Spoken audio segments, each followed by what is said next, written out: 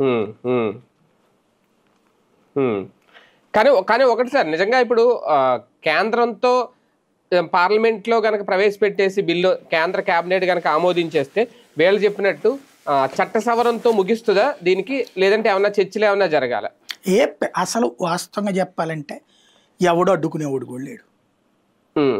చట్టబద్ధత ఇస్తే ఇక ఆ తర్వాత మార్చేవాడు కూడా ఎవడు లేడు. ఎందుకంటే కేంద్రంలో అయితే వైఎస్ఆర్ కాంగ్రెస్ పార్టీ అధికారంలోకి ఏం రాదు కదా. పోనీ వీళ్ళు హ్మ్. అనుకుంటున్నట్టు వైసీపీ హ్మ్. అడ్డుపడుతుంది అనుకోవడానికి.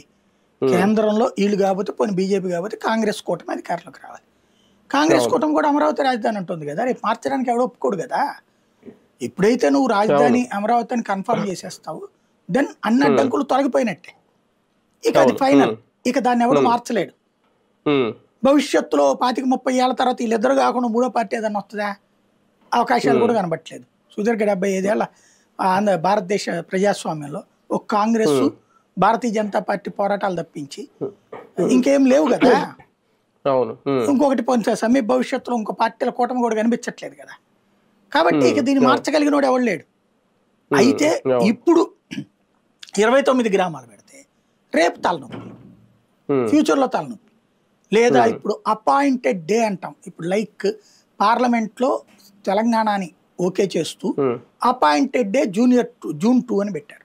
ఆఫ్టర్ హ్మ్. ఎలక్షన్స్ పెట్టారు. హ్మ్. ఎలక్షన్స్ కూడా ఉమ్మడిగా జరిగినాయి అన్నాడు ఉమ్మడి ఆంధ్రప్రదేశ్. హ్మ్. హ్మ్. ఆ తర్వాత డివిజన్ రోజు ఏ రాష్ట్రానికి ఆ రాష్ట్రమే అపాయింటెడ్ డే హ్మ్. అంటాం. ఇప్పుడు హ్మ్. దీంట్లో ఒక పని చేయొచ్చు. ఇప్పుడు విజయవాడ కార్పొరేషన్ అట్లాగే ఉంది, గుంటూరు కార్పొరేషన్